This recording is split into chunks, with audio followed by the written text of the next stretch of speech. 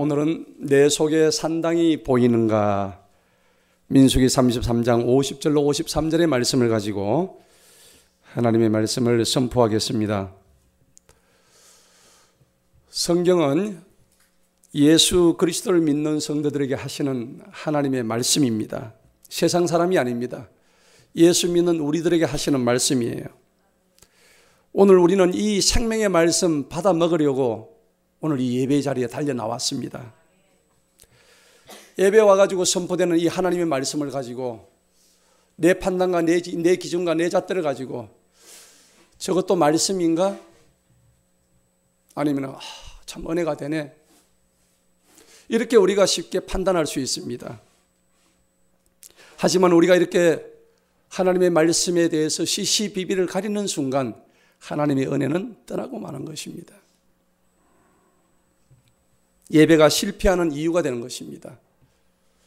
하나님을 바라보지 아니하고 사람을 바라보았기 때문에 우리의 예배가 다 실패하는 것입니다. 그래서 우리가 예배의 기본을 삼정이라 그래요. 정좌한다, 정시한다, 정청이다, 그렇게 얘기를 해요. 정좌가 뭡니까? 바로 딱 앉는 것입니다. 하나님 옆에 예배를 드리는데 바로 딱 앉아야 되는 것입니다. 그리고 정시해야 되는 것입니다. 설교자의 눈을 쳐다봐야 합니다. 응시해야 됩니다. 그리고 그 응시하는 가운데서 눈은 우리 마음의 거울이라고 했습니다. 그래서 정청하라고 그랬습니다. 똑바로 들어야 합니다. 그래서 정좌, 정시, 정청입니다. 따라합시다. 정좌, 정시, 정청. 우리가 예배 시간에는 일찍 정한 그 예배 시간에 찬양 때부터 우리가 나와서 열심히 하나님 앞에 예배 드리고 한다면, 정한 자리에 나오게 된다면 하나님이 얼마나 기뻐하실까요? 예배가 예배되기 위해서는 정말 견딜 수 없는 말씀의 갈급한 간절함과 사모함이 있어야 하는 것입니다. 그런데 문제가 예배에 실패가 오기 때문에 그 한 번 드리는 그 예배의 실패 때문에 내 인생의 허비가 이어지는 사실입니다. 안타까운 일이죠. 예배의 실패 때문에. 하나님 앞에 우리의 이 두 눈과 그리고 이 열려진 귀와 우리의 마음을 활짝 열지 않으면 하나님의 말씀을 순수하게 받아들일 수가 없는 거예요. 하나님 말씀 대신에 우리 마음속에 산당이 생기게 되면 그 산당 속에 생겨진 온갖 악과 우상숭배에 의해서 올무에 걸려버립니다. 여러분, 아무리 센 호랑이라도 올무에 걸리니까 발목이 잘리더라고요. 빠져나가려고 할수록 이 올무가 호랑이의 발을 갖다가 죄는 거예요. 제가 영상을 보았더니 백두산 호랑이가 발목이 잘려진 그 참혹한 제가 영상을 본 적이 있습니다. 우리 신앙생활도 올무에 걸리면 빠져나올 수가 없어요. 하나님의 도시이 아니라면. 마음의 산당을 제거하지 않는 예배는 바로 실패한 예배라 하는 것입니다. 오늘 우리는 본문 말씀을 통해서 하나님이 주시는 영적 깨달음을 얻어야 하는 것입니다. 오늘 본문에 보니 민수기 33장 50절에서 53절의 말씀입니다. 주님께서 여리고 근처 요르단 옆 모압의 평원에서 모세에게 전하여 말씀하시기를, 이스라엘 자손에게 전하여 그들에게 말하기를, 너희가 요르단을 건너 가나안 땅으로 들어가거든. 하나님께서 약속하신 그 약속의 땅 가나안에 들어가게 되면은 무엇이 크게 좋을 줄 알았습니다. 그런데 정작 하나님의 약속의 땅 들어가니까 누가 버티고 있었을까요? 가나안의 7 족속이 버티고 있었던 겁니다. 그들을 다 몰아내는 거예요. 이 가나안의 7 족속은 다름 아닌 우리 속에는 악의 상징을 의미하는 것입니다. 7가지 나쁜 악들이 우리 속에 다 지금 자리 잡고 있다는 것을 상징적으로 보여주는 거예요. 그래서 오늘 우리 본문 말씀 52절에 보니까 너희는 그 땅의 모든 거민들을 너희 앞에서 다 몰아내라. 그들의 모든 그림들을 파괴해라. 여러분, 그림들은 어디서 나올까요? 그들이 가나안 족속들이 그려놓았던 온갖 그림들이 있었습니다. 여러분, 그림은 사람이 그리지만 우리 머릿속에서 우리 상상 속에서 나오는 게 그림이에요. 저들이 상상하고 있었던 그림은 하나님이 아닌 우상이었습니다. 우상을 날마다 쳐다보았다는 것이죠. 그래서 모든 그림들을 파괴하고 그들의 모든 부어 만든 형상들을 파괴했다. 저들은 자기들이 만든 그 형상이 하나님이라고 생각했습니다. 어리석은 일입니다. 그리고 모든 산당들을 다 헐어내버려라, 주님이 말씀하셨습니다. 여러분, 이스라엘 백성들이 출애굽을 하게 된 것은 전적으로 하나님의 은혜였습니다. 이스라엘 백성은 정말 나약했습니다. 아무것도 없었습니다. 그리고 별 볼 일 없는 민족이었습니다. 하지만은 이스라엘 민족이 뭐가 잘나서, 특별히 다른 민족보다 우월하거나 똑똑해서 그래서 하나님이 선택하신 게 아니에요. 우리는 하나님이 왜 이스라엘 백성을 선택했는지 우리는 알 수 없습니다. 우리가 그걸 뭐라고 얘기합니까? 성경적으로 하나님의 주권이라고 얘기하는 거예요. 아마 우리 한민족을 선택했더라면 우리 한민족이 이스라엘 백성처럼 그렇게 쓰임받았겠죠. 그 많고 많은 민족 중에서 하필이면 이스라엘 백성들을 하나님께서 선택하신 것은 전적인 하나님의 주권인 것입니다. 질그릇이 토기장에 보고 나를 왜 이렇게 만들어서 하고 항변할 수 없습니다. 오늘 저와 여러분의 삶이 하나님 내 인생을 왜 이렇게 만들어서 하고 항변할 이유가 없는 거예요. 우리는 하나님의 주권 속에 움직이는 피조물일 뿐인 것입니다. 그래서 우리가 더욱더 겸손하게 하나님만 바라봐야 하는 이유가 되는 것이죠. 우리가 지금 대한민국 태어나고 싶어서 태어났습니까? 아니지 않습니까? 우리 엄마 아빠를 내가 만나고 싶어서 만났습니까? 그런 거 없습니다.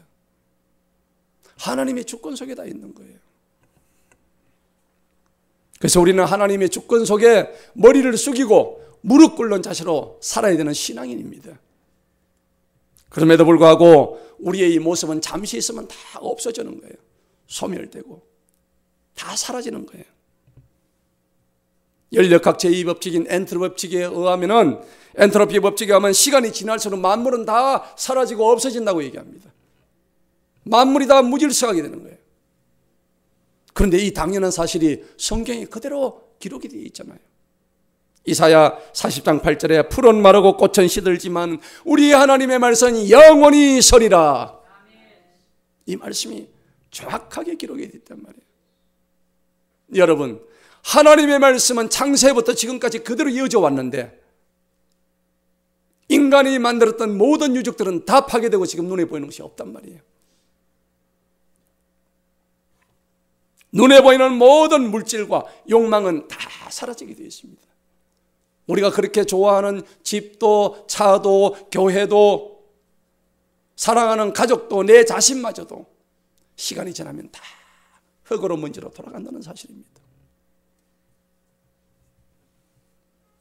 제가 어제 설교 준비를 하다가 저녁을 먹다가 우리 사모님이 잠시 텔레비를 보는데 그래 TV조선인가 보니까는 어떤 연예인 부부가 나오더라고요. 근데 그 부부가 두 번을 결혼하고 두 번을 이혼했더라고요. 같은 사람끼리. 참으로 다양하네. 세 번째 또 만나는 거예요. 이름이 나한 뭐던데, 여자 이름은 유해 뭐던데. 그 어제 제가 잠시 밥 먹으러 가면서 텔레비를 봤어요. 제가 그 사람들 이름을 알고 있으니까 얼굴을 봤어요. 제가 깜짝 놀래버렸어요. 아니 옛날의 얼굴이 아니에요. 그 잘생긴 그 나한 멋이 그 사람이 아니 그냥 막 웅통스럽게 막 변해가지고 나이가 70이 되니까 그 유해 그 여자분도 그냥 팍 쪼그러져가지고 그 옛날에 그 얼굴이 아니에요. 그 아름답던 모델의 얼굴이 아니에요. 야, 제가 그걸 보면서 이사야 40장 8절의 말씀이 생각이 나는 거예요. 풀은 마르고 꽃은 지나 하나님의 말씀은 영원히 있으리라. 이 엔트로피 법칙이 저기 또 작용이 되는구나. 주여.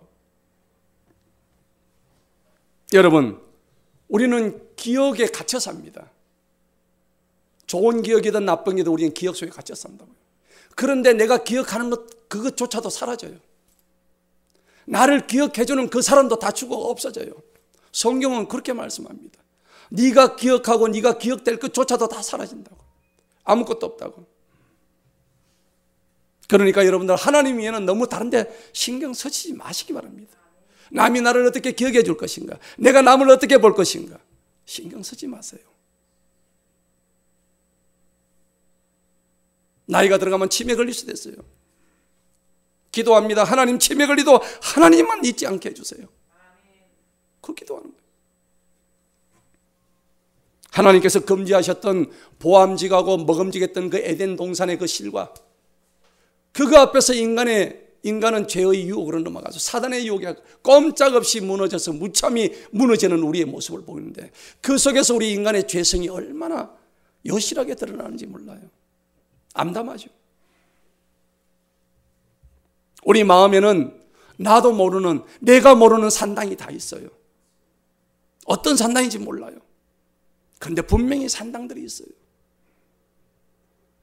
다만 그 산당이 있는 것을 보는 사람이 있고 내 마음에 그런 산당이 있다는 걸 못 보는 사람이 있어요. 그 차이예요. 만약에 내 속에 산당이 보인다면 그 산당을 제거해야 되잖아요. 그 제거의 능력은 나로부터 오는 게 아니에요. 오직 위에 계신 하늘에 계신 하나님부터 온다는 사실을 우리가 기억해야 합니다. 내 안에 산당이 있다면 그것이 보여야 하는 것이 우리의 신앙의 자세예요. 이스라엘 왕들과 백성들을 보면 계속 요즘 우리가 구약을 읽고 있지 않습니까? 무슨 놈의 산당이 그렇게 많은지 다 잘했는데 산당만은 철거하지 아니했더라. 여러분 이스라엘 역사를 보면 히스기야 왕하고 요시야 왕 빼고는 전부 다 산당을 철거를 안 했어요. 이게 우리의 모습입니다. 그놈의 산당 징글징글해요. 읽을 때마다. 그렇지 않습니까? 그런데 이 산당이 우리 속에 있다고요. 성경이 왜 산당을 얘기하느냐? 그게 바로 네 속에 있다는 것을 의미하는 거예요. 오늘 내 속에 있는 산당을 어찌할까요? 여러분, 산당의 의미가 뭘까요? 산당은 간단히 말해서 우상 숭배하는 장소가 산당입니다. 하나님 대신 우상을 숭배하는 장소가 산당이에요. 그러면 산당이 언제부터 있었을까요? 아담의 역사 때부터 지금까지 있는 게 산당입니다. 여러분 구약은 온통 우상 숭배의 역사입니다. 구약 전체가 우상 숭배의 역사예요. 하나님께서 얼마나 징글징글 하셨으면 저들을 바벨론 포로로 보내시고 그래도 말을 안 들으니까 하나님께서 AD 70년에 로마 디도 장군을 보내가지고 돌 위에 돌 하나 남기지 않고 완전히 그 예루살렘 성전 자기들이 그렇게 가고자 했고 그렇게 여호와의 절기를 지켰고 그렇게 자기들이 그 길을 아주 존숭했던 그 예루살렘 성전 그 속에 하나님이 있다고 믿었던 그 하나님의 성전을 하나님이 직접 박살을 내버리셨다고. 하나님이 계신 성전을 하나님이 박살을 내버렸단 말이에요. 이 사건이 돌 위에 돌 하나 남기지 않고 박살난 예루살렘 성전의 마지막 모습이었습니다. 여러분, 눈에 보이는 이 지상의 교회가 온전한 교회일까요? 아닙니다. 우리가 지금 모여있는 이 교회는 온전한 교회가 아니에요. 불완전한 교회입니다. 눈에 보이는 이 유형의 지상교회는 언젠가는 먼지처럼 다 없어지고 사라질 그런 운명에 처해진 교회입니다. 언제일까요?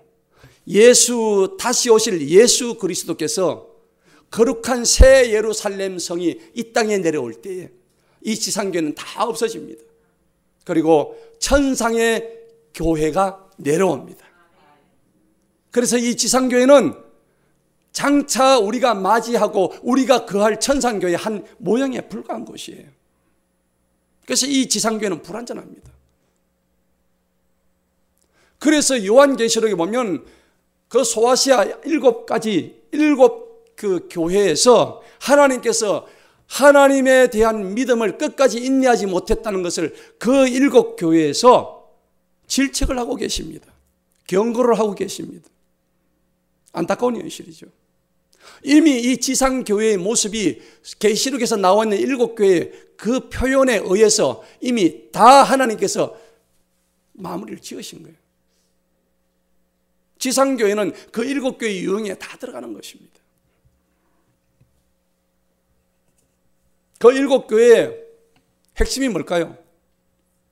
인내로 믿음을 끝까지 지키지 못했다는 얘기입니다. 도중에 다 변절됐다는 얘기입니다. 교회 안에서 음행을 하고 교회 안에서 하나님을 대적하는 일들을 모의하고 여러분, 교회, 눈에 보이는 유형의 교회의 아름다움에 취해서 거기에 모든 자신들의 권리를 갖다 주장하고 있고, 여러분, 성전의 외형적인 화려함과 웅장한 규모에 절대 속지 마시기 바랍니다. 하나님은 화려함과 외형의 하나님이 아니십니다. 하나님의 영이 없는 아름답고 큰 화려한 성전은 오히려 산당에 불과하며 장망성에 불과한 그러한 교회입니다. 이 시대의 목자와 성도들을 향해서 경고하시는 하나님의 메시지가 이 성전 안에까지 짓고 있는 우리의 그 산당, 그것이 바로 우리의 신앙생활이고 우리의 목회 현실이라는 것을 성경은 여실하게 구약 성경을 통해서 우리에게 말씀하고 있는 것입니다. 그래서 우리가 구약 성경을 읽을 때마다 그게 지금 현대를 살고 있는, 현 지금을 살고 있는 우리에게 던지는 메시지라는 것을 분명히 알아야 되는 것입니다. 여러분, 진정한 부흥이 뭘까요? 혹자는 이렇게 설교합니다. 잘 먹고 잘 살고 잘 되는 게 부흥이다. 아닙니다. 과연 그게 부흥이면 우리는 다 패배자 아니겠습니까? 그게 부흥이라면 우리는 실패자 아니겠습니까?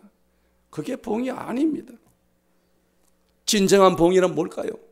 내가 망할지라도, 내가 거꾸로질지라도, 내가 죽을 지경에 있을지라도 내가 오직 하나님 말씀에 순종하고 따를 때에 그 말씀 안에서 진정한 자유를 얻고, 그래서 그 기쁨과 행복으로 인하여서 내가 온전히 춤출 수 있는, 내 영이 즐거워서 춤출 수 있는 것이 진짜 부흥인 줄 믿습니다.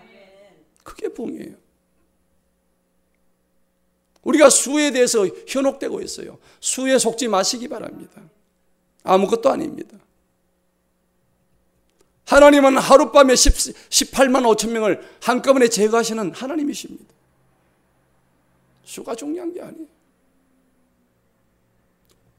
예수님이 말씀이 흥왕했습니다. 베드로 한판 설교에 수많은 사람들이 따랐습니다. 예수님은 5천 명이나 되는 많은 군중들을 오병이어를 통해서 먹이고 입히셨습니다. 그런데 시간이 갈수록 많은 사람들이 예수님의 설교를 듣다가 다 떠나갔습니다. 오늘날의 기준으로 본다면 예수님은 목회 실패자예요. 그렇지 않습니까? 목양에 실패한, 아주 실패한 목회자예요. 어느 정도 실패했을까요?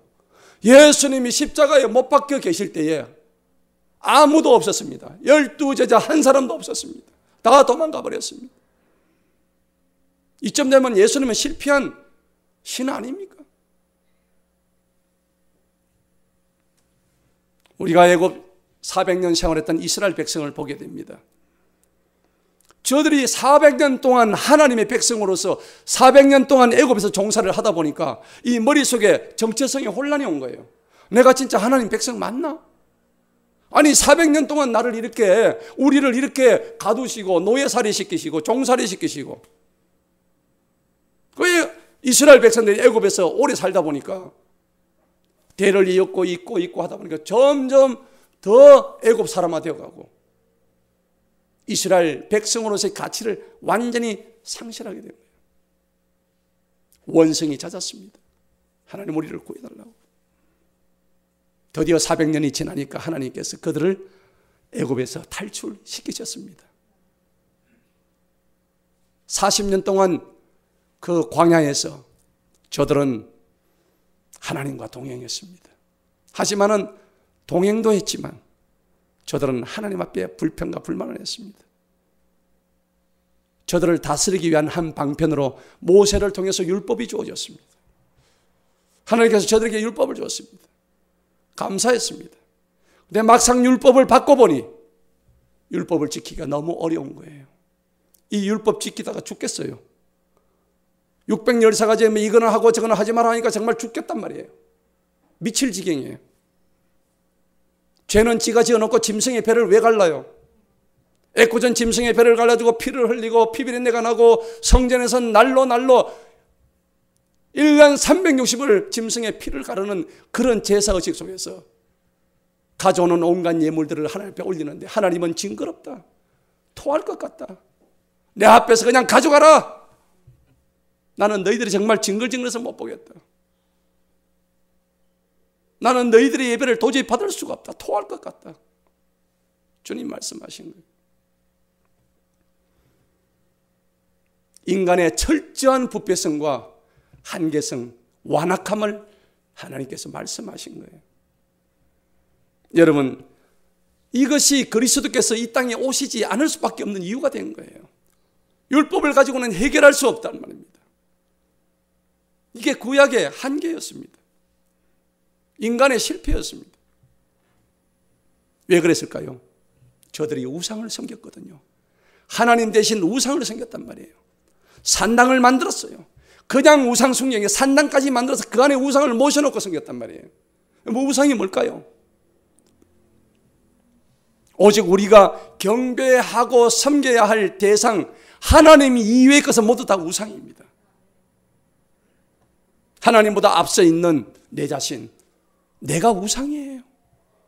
하나님보다 앞서 있는 교회, 성령님보다 앞서가 있는 내 마음, 이게 다 우상입니다. 하나님보다 앞서 있는 어떤 형상도, 어떤 가치도 하나님을 대신할 수 없습니다. 이게 우상이에요. 심지어 하나뿐인 내 목숨까지도 하나님 앞에 우상이 될 수 있다는 겁니다. 우리는 그분의 창조 목적대로 지음받은 그런 피조물입니다. 여러분, 우리가 어떤 물건을 쓰는데 그 물건이 고장나면 어떻게 해요? 계속 쓸 수 있을까요? 우리는 그걸 어디다 버립니까? 쓰레기통에 그냥 과감히 던져버려요. 우리가 창조 목적대로 쓰임받지 못하는 인간이라면 우리의 결말은 어디로 갈까요? 여러분들, 자명한 일입니다. 이런 우상인데, 그러면 우상 숭배란 게 뭘까요? 무엇이 우상 숭배일까요? 우리 인간 속에 더러운 탐욕들이 있습니다. 욕심들이 있습니다. 모든 싸움이 욕심 때문에 일어난다고요. 여러분, 욕심을 죽입시다. 내 생각, 내 주장, 내 판단, 내 가치, 이 욕심 때문에 싸움이 일어나요. 충돌이 일어나는 거예요. 그런데 그러한 가치를 하나님보다 더 높게 여기는 것이 바로 우상 숭배입니다. 그렇다면 우리 속에 우상이 없을까요? 얼마나 많은 우상이 지금 나한테 있는지 몰라요. 하나님을 등지는 저들이 섬기는 신은 자신이 원하는 욕망의 종일 뿐이에요. 여러분, 바알과 아세라는 풍요와 다산의 신이 저들의 음란의 극치를 달리면서 저들이 원했던 그러한 풍요를 바라는 그러한 탐심의 결과였습니다. 우리 교회에서는 어떻겠습니까? 우리가 지금까지 하나님 앞에 예배하고 기도했던 것들을 한번 돌아봅시다. 기도한답시고 자기 자신의 소원을 갖다가 하나님께 올립니다. 하나님, 이거 해주세요, 저거 해주세요, 뭐 요것도 해주세요, 집도 사게 해주세요, 차도 주시고 온갖 것 다 해주세요. 하나님이 잡화상의 주인입니다. 우리는 어떤 소원 성취를 위해서 기도하는 것을 배운 게 아니라 예수님을 내 기도로 조종하는 법을 갖다 배웠을지도 몰라요. 이게 우리의 기도가 되어서는 안 됩니다. 그런 것은 이방 종교의 주문일 뿐입니다. 내 욕망대로 움직여주시는 하나님을 놓고 신앙의 흥정을 하고 있는 내 모습이, 이게 진정한 우상숭배라는 얘기입니다. 교회 안에서 이런 우상숭배가 너무 백주대낮에 일어나고 있어요. 우리가 예배하고 섬기는 하나님은 우리의 욕망과 우리의 결핍과 우리의 상처와 우리의 열등감, 이것을 달래주는 하나님이 아니십니다. 오해하지 마십시오. 우리 소원 성취하시기 위해서 하나님 계신 게 아닙니다. 우리의 욕망과 결핍과 상처와 열등감은 죽을 때까지 해결되지 않습니다. 우리가 육을 입고 있는 한은 이게 해결되지 않아요. 우리 인간의 속성입니다. 우리가 만약 그 사실에 한번 잡혀버리면은 끝까지 질질질 그냥 끌려갈 수밖에 없는 게 우리의 현실이에요. 오히려 그런 것들은 십자가에 달리신 주 예수 그리스도를 쫓아갈 때 주시는 참된 자유, 진정한 해방, 거기에 비하면 이것들은 아무것도 아닌 것을 믿으시기 바랍니다. 그리스도 예수의 십자가는 이미 신이 되어버린 우리의 정욕이 우리의 신이 되어버렸어요. 탐심이 우리의 신이 되어버렸어요. 그것을 단호하게 십자가에 못 박는 것이 예수 그리스도의 십자가입니다. 우리가 성경적으로 보면 너희는 무엇을 위해 살래? 하고 물어본다면 우리는 하나님을 위해서 산다 얘기를 합니다. 영어로 얘기하면 for God, 하나님을 위해서. 그런데 과연 우리가 하나님을 위해서 살 수 있을까요? 그런 존재가 될까요? 참으로 미천하고 연약하고 아무것도 아닌 이러한 존재가 우리인데 내가 하나님께 영광을 돌리지 않는다고 하나님의 영광이 훼손받을까요? 1점도 훼손받지 않으십니다. 내가 하나님께 영광 안 돌린다고 해서 하나님 영광 못 받으실 분이 아니에요. 나 같은 존재 아무것도 아니에요. 포갓이 아니에요. 그럼 뭡니까? 우리는 하나님을 위해서 살 수 있는 존재가 아닙니다. 그냥 하나님과 함께하는 존재인 줄 믿으시기 바랍니다. 위드갓이에요. 위드갓.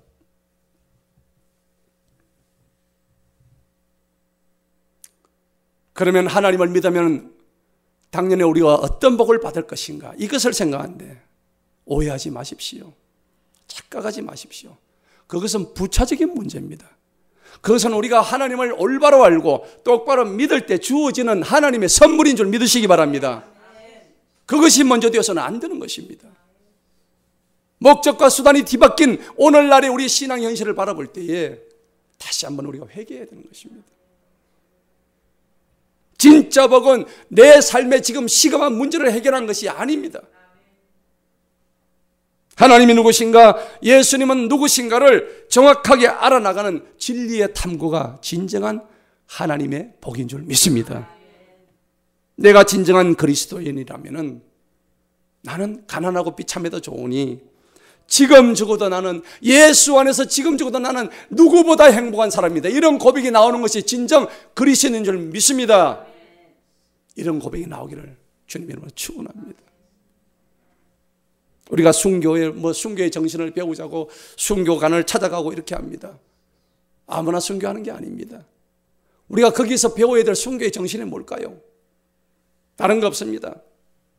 내가 매일 십자가 위에서 못 박는 것이 그것이 순교예요. 예수님이 못 박힌 정신을 우리가 똑바로 배워서 나의 탐심을, 나의 정욕을 십자가에 매일같이 못 박는 것이 그게 진정한 순교인 겁니다.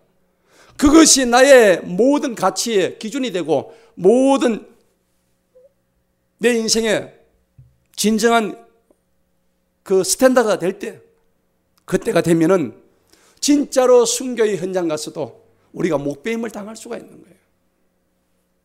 마태복음 16장 24절에 누구든지 나를 따라오려거든 자기를 부인하고 자기 십자가를 지고 그 후에 나를 따르라. 주님 말씀하셨습니다. 주님을 따르는 것이 복 중의 복인데 그런데 그것이 왜 그렇게 힘들까요? 왜 주님 따르는 게 그렇게 힘이 들까요? 산당을 만들었기 때문입니다. 지금 저와 여러분 속에 있는 산당 때문입니다. 산당은 누가 만들까요? 그러면 그리고 왜 만들까요? 우리가 곰곰이 묵상을 해야 됩니다. 자신의 욕망대로 살고자 하기 때문에 산당이 세워집니다. 산당은 사람이 만들어요. 하나님은 산당 만든 적이 없어요. 오히려 하나님은 산당을 철폐해라, 제거해라, 날려버리라, 폭파해버려라 그렇게 말씀하시는데 그 산당을 나는 지금 오늘도 내가 짓고 있어요. 옛날 산당, 새 산당, 또 새로 지을 산당까지. 산당은요, 말 그대로 산에 짓는 집당자입니다. 매산자의 집당자예요. 영어에서 뭐라고 얘기하면 high place라고 그래요. 높은 곳에 있는 어떤 장소다 이런 얘기입니다. 그러면 산당은 왜 낮은 곳에 있지 않고 높은 곳에다 하필이면 지어놓을까요? 인간의 마음이 교만했기 때문입니다. 인간의 마음이 저 산 꼭대기 있는 위로 갈수록 하나님이 계시는데 그 하나님의 자리까지 넘보기 때문에 하이 플레이스, 산당에 짓는 거예요. 그게 원뜻입니다. 그런데 여러분 집을 짓는데 그냥 지을 수 있을까요? 집을 짓는데 아무리 없어도 조그만 설계도는 하나 있어야 돼요. 그 설계도를 짓는데 악을 행한다고 할지라도 악의 설계도가 필요한 거예요. 악의 설교들은 어디서 나올까요? 우리 머리에서 나옵니다. 우리의 상상에서 나오는 거예요. 마음으로 상상하고 머리로 그려야 됩니다. 그런데 성경은 사람이 상상하는 것마다 성경은 우리 사람이 악하다고 얘기하는 거예요. 하나님께서 오죽하시면은 내가 사람 창조한 것을 내가 후회하노라. 너희들이 마음에 생각하고 상상하는 것마다 이렇게 악하고 더럽고 추하다는 것을 말씀하십니다. 하나님을 대적하는 바로 내가 누굴까요? 적 그리스도예요. 적 그리스도 우리는 뭐 누구다 되겠는데 누가 적 그리스도라고? 내가 적 그리스도예요.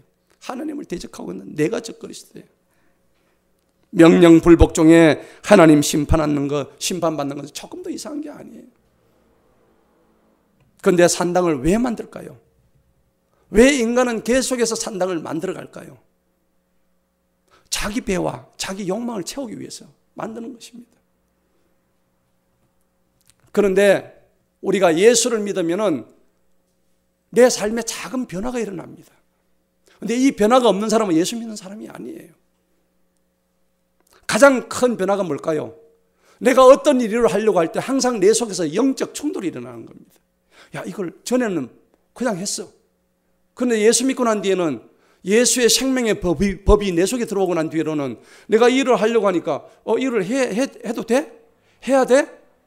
하지 말아야 돼? 이런 충돌이 생기는 겁니다. 영적 충돌입니다. 이 싸움을 성경에서는 거룩한 싸움이라고 그래요. 영적 전쟁이라고 그래요. 지금 내 삶의 순간순간마다 이 거룩한 싸움이 일어나지 아니한 성도는 살았지만 죄송하게 영이 죽은 사람과 같은 것입니다. 오늘 이런 거룩한 싸움이 내 속에 없다면, 그래서 로마서 8장에서는 우리 안에 그리스도의 영이 들어오는 순간 두 가지 법이 서로 싸운다고 그래요. 뭡니까? 죄와 사망의 법, 생명과 성령의 법이 날마다 충돌하는 거예요. 우리가 때로 지기도 하지만은 또 성령님의 도우심을 입어서 죄와 사망의 법을 다 박살내고 그리고 우뚝 서는 그리스도인이 되어가는 거예요. 날마다 피 흘린 흔적이 있어야 되는 거예요. 예수의 생명은 그리스도의 피 흘린 자국이 내 속에서 내 삶에서 드러나야 되는 거예요. 로마서 8장 13절에는 너희가 육신을 따라 살면 죽는다 분명히 말씀하십니다. 성령님을 통해 몸의 행실을 억제하면 살 것이다 성경은 말씀하고 있습니다. 여러분, 육신대로 살면 왜 죽을까요? 늘 끄달리거든요. 우리가 육신이 원하는 게 뭘까요? 쾌락이잖아요. 쾌락 좋지 않습니까? 한번 자극받으면 좋지 않아요? 이 쾌락을 경험하고 나면은 이게 너무 좋아서 다음번에는 이 쾌락보다 조금 더 큰 쾌락을 원하는 게 인간의 심리예요. 본성이란 말이에요. 우리 인간의 정력은 똑같습니다. 담배를 피우면은 이 담배 중독이 돼버려요. 그럼 담배 그 다음에 뭐가 더 필요합니까? 더 센 게 필요해요. 뭘 찾아요? 마약을 찾는 거예요. 처음에는 술도 가비약게 살짝 하다가 술이 자꾸 중독되면 어떻게 돼요? 나중에 꼬랑주 먹어도 안 취해요.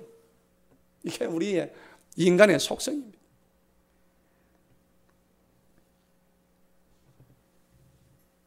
바울은 이 장면을 두고 로마서 7장 24절에서 오라 나는 곤고한 사람이다. 누가 이 사망의 몸에서 나를 건져내 줄 수 있으리요? 이런 탄식을 합니다. 그런즉 내 자신이 마음으로는 하나님의 법을 섬기는데 육신은 죄의 법을 섬기고는 이 통탄할 현실을 바라보니 바울이 한탄하는 거예요. 땅을 치면서 내 자신의 이 모습을 너무나 애석하게 자기 자신을 바라보고 있는 거예요. 천하의 바울도 그런데 우리는 어떻겠습니까?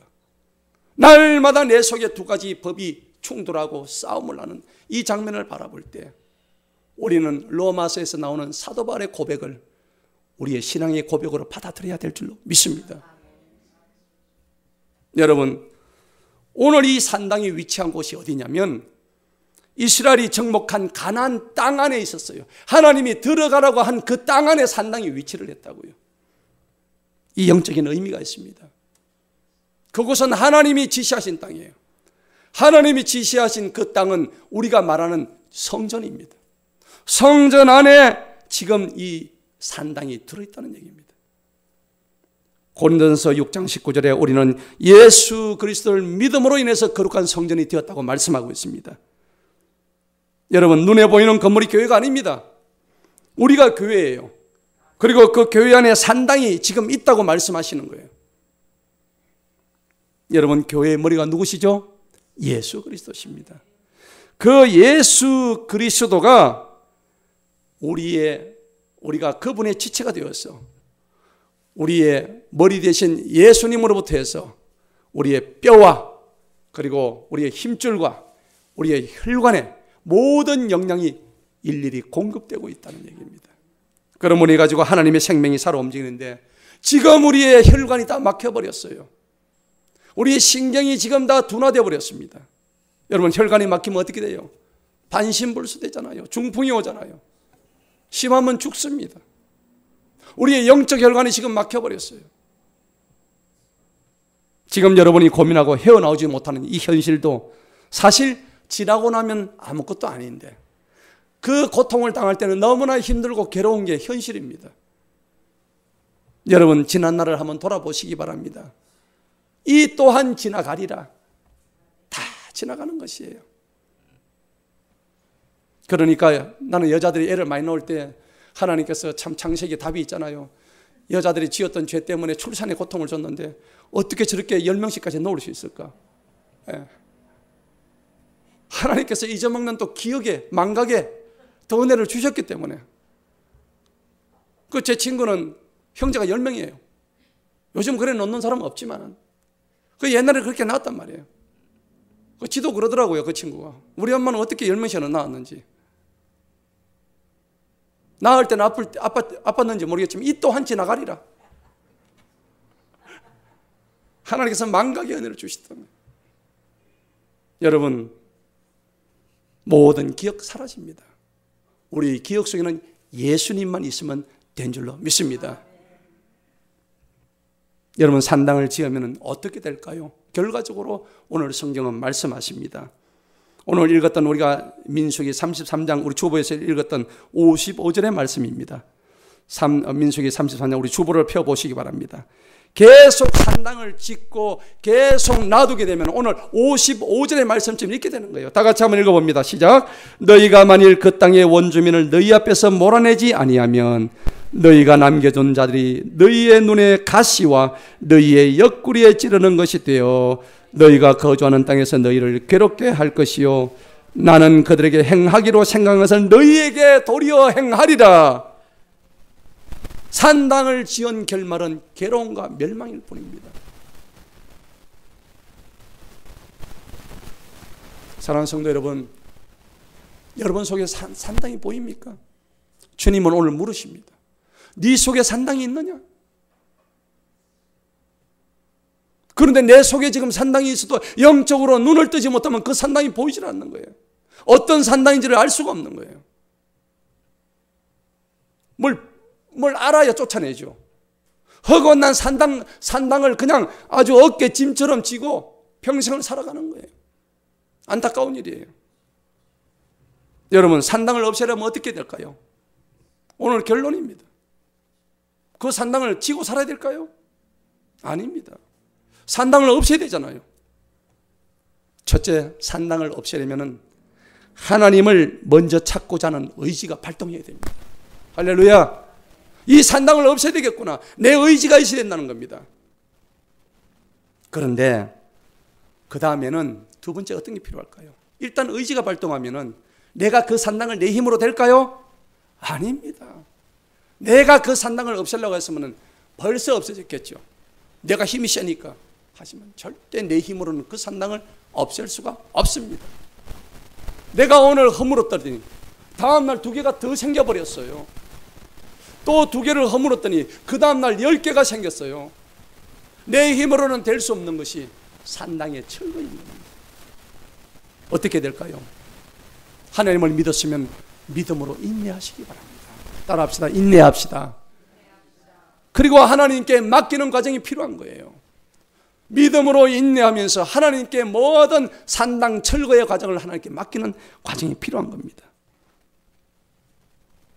죄로 인해서 우리 인간의 지성이 마비되어 버렸습니다. 하나님을 아는 지식이 다 마비되어 버렸습니다. 영적 깨달음의 경지인 이성에서 오성의 영역으로 들어가기 위해서는 믿음이 필요한데 이 과정이 다 생략되어 버린 거예요. 다 없어져 버린 거예요. 왜 그럴까요? 신앙생활을 한다 해놓고는 참지 못하기 때문입니다. 사랑은 언제나 맨 처음에 뭐가 나와요? 오래 참는 것입니다. 사랑이 누구십니까? 하나님, 주님이십니다. 여러분, 사랑한다 합시고 참지 못하면 사랑이 아닙니다. 하나님은 우리를 위해서 참아주셨기 때문에 오늘 우리가 존재하는 거예요. 하나님의 인내가 없었더라면, 하나님이 우리를 위해서 참아주시지 않았다면 우리는 여기 지금 존재할 수가 없어요. 우리는 벌써 지옥의 불심판으로 들어갔을 거예요. 그런데 우리가 왜 주님의 그러한 사랑을 입어놓고 우리는 왜 남을 위해서 참아주지 못할까요? 끝까지 참아줘야 되는 겁니다. 여러분, 우리가 신앙생활을 하다 보면 많이 넘어지죠? 몰라서 넘어지는 게 아니에요. 착각하지 마십시오. 오히려 요즘은 너무나 많은 설교들이 나와요.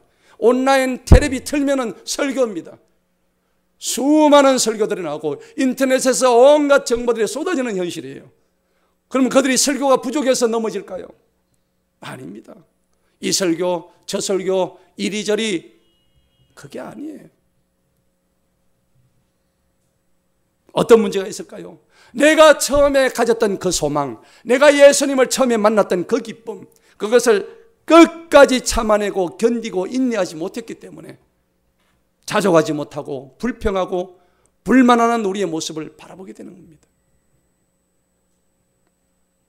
신앙생활에 있어서 믿음을 가진 것이 중요한 것이 아니라 끝까지 믿음을 잃지 않는 그 마음이 너무나 중요합니다. 오늘 설교의 주제도 우리의 믿음을 무너뜨리려고 하는 이 악의 소굴인 가나안 산등이 우리 모습 속에 여전히 존재하고 있다는 사실을 우리가 직시해야 됩니다. 자신을 돌아봅시다. 내 속에 산당이 있을까요? 믿음을 방해하는 악한 산당을 제거하지 않고는 살지만 살았다고 할 수 없습니다. 자신이 이미 하나님이 되어 있고 교만의 극치를 달리고 있는 신앙의 현실 속에서 내 자신의 기준과 내 가치의 판단과 내 입장의 정죄의 생각을 가지고 모든 것을 바라보게 된다면 우리는 이미 그 산당을 무너뜨릴 힘을 잃고 마는 것입니다. 여러분, 요즘 우리가 수많은 설교를 들어보지만은 믿음은 불가능을 가능케 한다. 우리가 그런 설교를 많이 듣잖아요. 그래서 우리가 목요 강론에서 그 얘기를 들으면서 저도 많은 또 생각을 했어요. 여러분, 과연 우리가 믿음이 불가능을 가능케 하는 그런 믿음만 있을까요? 아닙니다. 계시록의 믿음은 끝까지 인내하는 믿음이에요. 진정한 믿음은 인내의 믿음입니다. 기독교의 신앙은요, 할 수 있는데 하지 않는 게 기독교 신앙의 본질입니다. 예수님이 십자가에 매달려 있었습니다. 그 예수님이 누구세요? 하나님이시잖아요. 하나님이 십자가에 내려올 수 없는 그런 무능력한 분이십니까? 십자가에 못 하나 제거할 수 없는 무능력한 분이 아니시잖아요. 예수님은 십자가에 못 박는 로마 병정들을 때려 죽일 수 없는 무능력한 하나님이 아니십니다. 천지를 만드신 하나님이세요. 사탄이 유혹합니다. 네가 진정으로 이스라엘 왕이 맞느냐?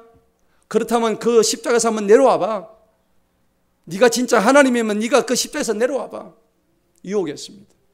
예수님은 내려오실 수도 있었지만 내려오시지 않았습니다.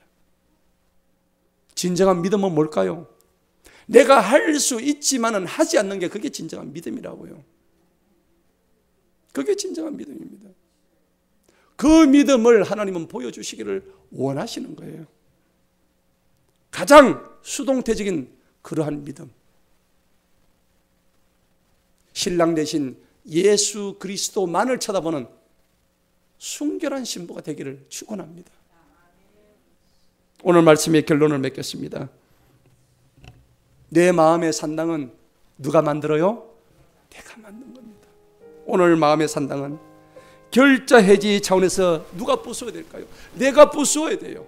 하지만은 나는 이미 그 산당을 부술 힘도 없고 지혜도 능력도 없는 게 내 자신의 현재 처참한 모습이에요. 나는 그 산당을 부술 힘이 없어요. 내가 부수려고 하니까 더 안 돼. 산당을 깨 부수려면 하나님의 전능하신 하나님의 도우심이 아니고는 그 산당을 깨뜨려 버릴 수가 없습니다. 저는 이 찬양이 생각납니다.